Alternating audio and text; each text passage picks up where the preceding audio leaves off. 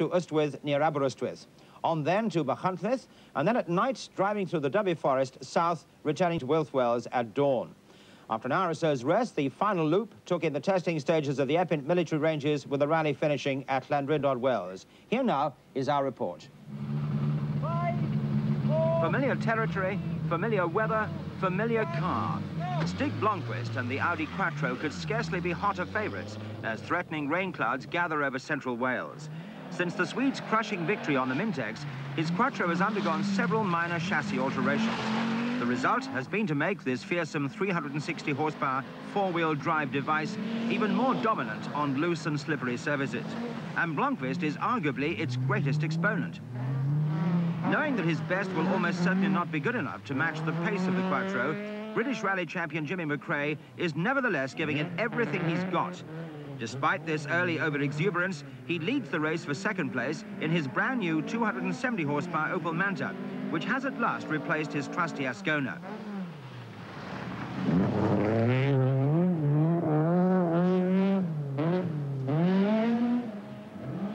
Evoking fond memories of its competition heyday, Pentia Ricola's Ford Escort is regrettably a sick machine from the start.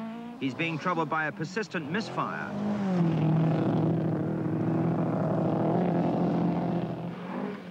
First of the Group A cars and leading the group in fine style is Per Eklund's 1600cc Toyota Corolla. Short of power for the uphill forest sections, but agile in the corners, Per is delighted whenever the road goes downhill. Finnish private entrant Lasse Lampi has brought his Audi Quattro to Wales to add some much welcome international flavour.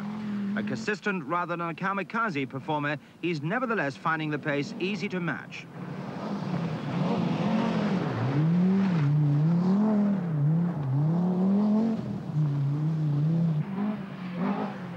After a splendid professional drive on the circuit of Ireland in his Vauxhall Chevette, Russell Brooks has some added confidence to boost his vast experience of Welsh forests.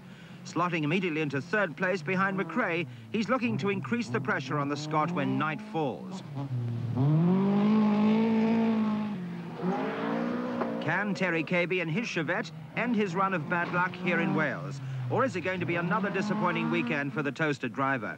Things seem to have gone well for him so far, but then this is only the second special stage.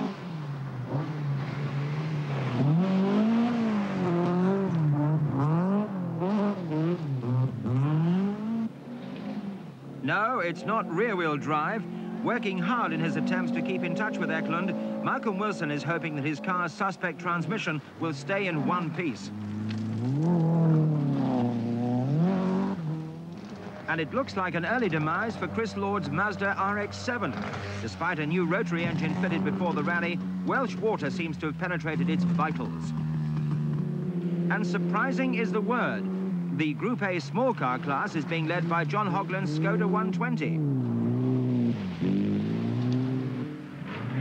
Fourth in the championship, Bertie Fisher has brought his Opel Ascona 400 over from Ireland in search of more points after a fine second place on the circuit.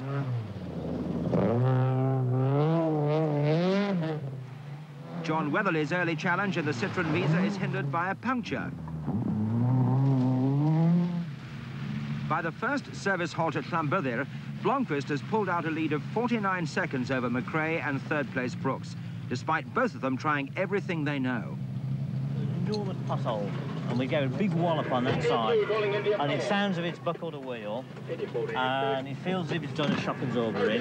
Yeah. You know what to look for. Also, see where it's bent the axle or something like that. Okay. It's muddier than I expected, you know, with all this rain on top of the... But how's it handling? It's not too bad. It's understeering a bit. We're going to do some adjustments now to try and cure that. Breckfast Forest and the gruff beat of a turbocharged 5-cylinder engine heralds Blomqvist's arrival. Even with four-wheel drive, it's very slippery. So far, no one has even looked like setting a time quicker than Stig. At Ystwyth Forest near Aberystwyth, the Quattro is accelerating away from its opposition at over 2 seconds a mile.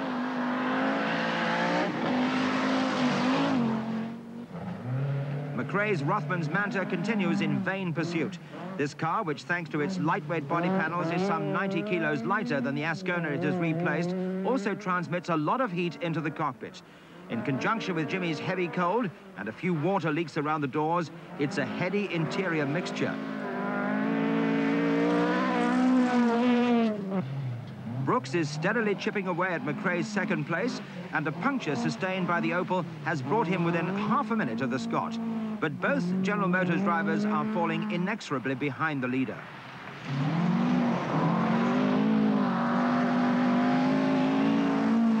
And Lassalampi's Quattro is now putting Brooks himself under some pressure as the soft forest tracks cut up rapidly with the passage of the cars.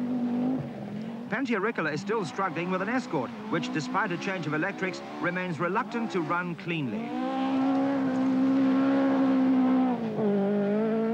But Eckland has no such worries. Only a replacement anti-roll bar and some softer springs have been deemed necessary for the Toyota. After some exuberant practice at a recent test day, burly Welshman Bob Foden is delighting his home crowd with his Triumph TR7 V8. And from the powerful to the not-so-powerful, Hogland's diminutive Skoda continues to shame the 1300cc class regulars. Grappling with a punctured tyre is Darrell Widener, the National Rally Championship leader, who has been driving steadily on his first appearance in an Audi 80 Quattro.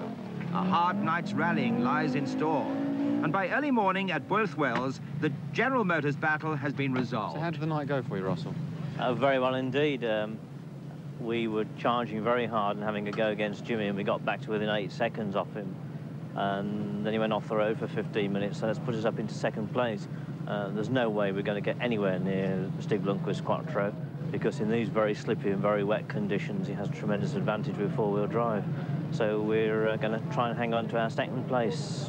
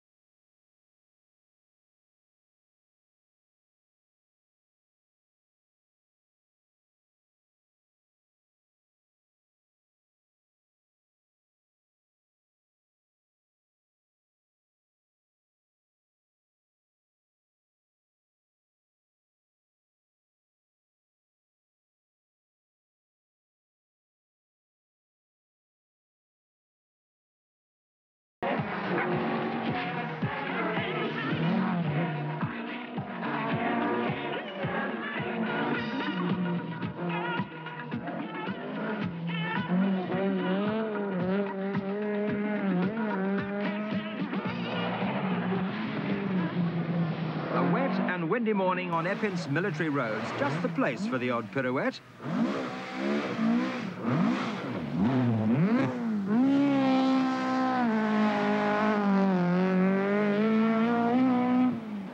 But Blomqvist's Audi Quattro is running with total reliability, and the Swede has easily increased his lead to over 7.5 minutes. Right from the start of this rally, he's been in a class of his own.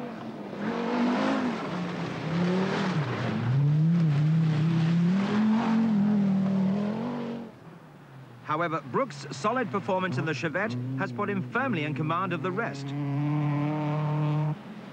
Never entirely happy with his Quattro's braking system, Lassalampi has now settled for third place.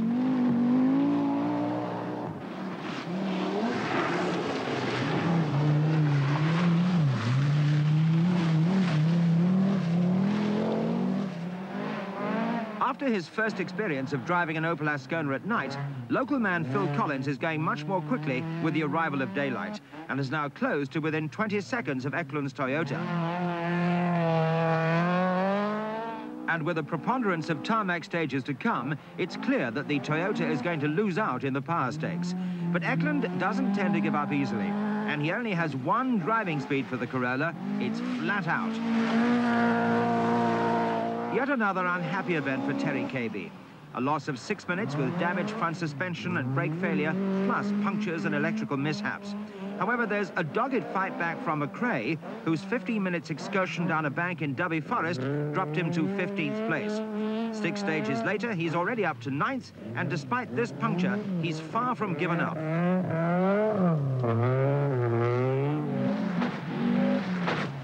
It's been an up and down event for Malcolm Wilson as well. He's on his 3rd gearbox now and is trailing Eklund by almost 6 minutes.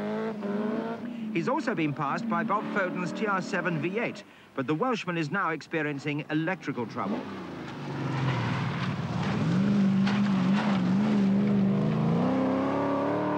Eppin's military roads and a convoy of Quattros provide the final action sequences for the 1983 Welsh Rally. Concerned about stray sheep, Blomqvist delayed his stage start, but has caught and passed Lampy before the finish of the test. Despite a last-minute drama with a thrown fan belt and consequent engine overheating on his Chevette, Russell Brooks heads for a well-deserved 2nd place to keep his championship lead wholly intact.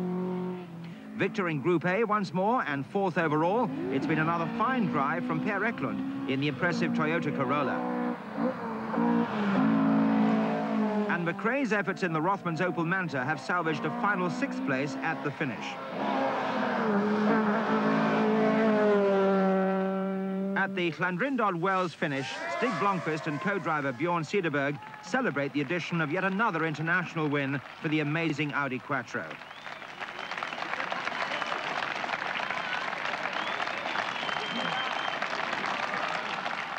And I'm told the only problem they had in that rally was getting that cork out of the champagne bottle. Those are the standings after 3 rounds of the Rothmans RAC Open Rally Championship. Russell Brooks leading with 35 points in the Chevette. The Audi Quattro taking Stig Blomqvist into 2nd place with 30 points. Jimmy McRae in 3rd place with an Opel Manta now with 27 points. And in 4th place, Per Eklund in the brave Toyota Corolla with 18 points. The next round of the championship is the Scottish International.